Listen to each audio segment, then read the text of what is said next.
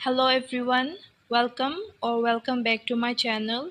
आज के वीडियो में हम देखेंगे कुछ ऐसे वन वर्ड सब्स्टिट्यूशन जो स्टडी से रिलेटेड है, मतलब अध्ययन से संबंधित कुछ ऐसे वन वर्ड सब्स्टिट्यूशन जो कहीं ना कहीं हर एक एग्ज़ाम में, कॉम्पिटिटिव एग्ज़ाम्स में पूछे जा सकते हैं। बिना देरी करते हुए शुरू करते हैं वीडियो को। अगर आप मेरे चैनल पर नए हो तो सब्सक्राइब करना ना भूलिएगा, ताकि ऐसे वीडियोस मैं आप सबके लिए लाती रहूँ। The study of earthquake is called seismology. जो भूकंप का अध्ययन किया जाता है उसे बोला जाता है seismology. भूकंप का अध्ययन को seismology. The study of sound and sound waves. ध्वनि और ध्वनि तरंगों के अध्ययन को बोला जाता है acoustic. The study of science of insect. मतलब कीटों का अध्ययन करने वाले विज्ञान को बोला जाता है entomology. The study of handwriting. The study of handwriting मतलब हस्तलेखन का अध्ययन, लिखावट के अध्ययन को बोला जाता है graphology. The study of birds. The study of birds is called ornithology. मतलब पक्षियों का अध्ययन को बोला जाता है ornithology.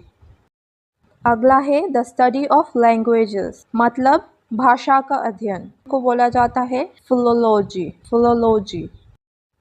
अगला है the study of election trends. मतलब इलेक्शन के वक्त जो क्या ट्रेंड चल रहा है, कौन से पार्टी जीतने वाली है, सर्वे वगैरह, उससे संबंधित जो अध्ययन किया जाता है उस अध्ययन को बोला जाता है सॉफोलॉजी. The study of religion. मतलब धर्म का अध्ययन, धर्म के अलग अलग पहलुओं को समझने के लिए की जाने वाली बौद्धिक और शैक्षणिक कोशिश को कहते हैं थियोलॉजी. अगले नंबर पर है the study of ancient writing and scriptures. मतलब प्राचीन लेखन और शास्त्रों का अध्ययन करना. शास्त्रों का अध्ययन जो किया जाता है उसे बोला जाता है पैलियोग्राफी. अगला है the study of collection of coins, tokens, paper, money etcetera. मतलब सिक्के का, टोकन का, कागजी मुद्रा आदि की संग्रह का अध्ययन करना. मतलब पुराने ज़माने के जो कॉइन, सिक्के हो गए या कागजात हो गए, टोकन हो गए, उनको एक जगह एकत्रित करके उनके विषय में जानना, उनका अध्ययन करना, वैसे अध्ययन को बोला जाता है numismatic. The study of blood is called haematology. मतलब खून के अध्ययन को बोला जाता है haematology. The study of virus के अध्ययन को वायरोलॉजी. अगला है द स्टडी ऑफ किडनी का अध्ययन को nephrology. The study of kidney is called nephrology. अगला है द स्टडी ऑफ आइज. मतलब आँखों का अध्ययन को बोला जाता है ऑफ्थाल्मोलॉजी. अगला है the study of soft parts of body.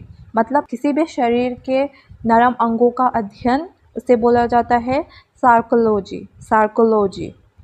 अगला है the study of animal behaviour.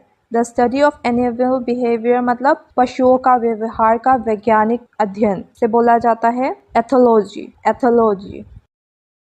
Next है the study of teaching. The study of teaching का मतलब है शिक्षण का अध्ययन करने को बोला जाता है पेडागोजी. नेक्स्ट पर देखते हैं the study of age. The study of age मतलब उम्र का, किसी भी चीज़ का उम्र बताना, उम्र निकालना, वैसे अध्ययन को बोला जाता है gerontology. The study of books को बिब्लियोलॉजी या बिब्लियोग्राफी भी कहा जाता है. किताबों के अध्ययन को बिब्लियोलॉजी या बिब्लियोग्राफी भी बोला जाता है. तो अगर आपको ऑप्शन में बिब्लियोलॉजी या बिब्लियोग्राफी दोनों में से कुछ भी दिखे तो कंफ्यूज ना होइएगा, दोनों ही सही रहेगा. अगला है the study of climate. The study of climate मतलब जलवायु का अध्ययन करने को क्लाइमेटोलॉजी. अगला है the study of skull. The study of skull मतलब खोपड़ियों का अध्ययन को बोला जाता है क्राइनियोलॉजी. क्राइनियोलॉजी।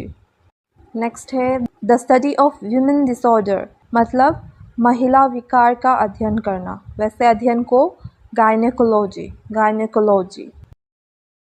अगला है द स्टडी ऑफ क्लाउड्स, मतलब बादलों का अध्ययन। बादलों का अध्ययन करने को बोला जाता है नेफोलॉजी। बादलों का अध्ययन को बोला जाता है नेफोलॉजी। अगला है the study of muscle. The study of muscle का मतलब है मांसपेशियों का अध्ययन। मांसपेशियों का अध्ययन को मायोलॉजी। अगला है the study of bones joint स्कॉल आर्थ्रोलॉजी, मतलब हड्डियों के जोड़ों का अध्ययन को बोला जाता है arthrology. Thanks for watching. Please don't forget to like, share and subscribe to my channel.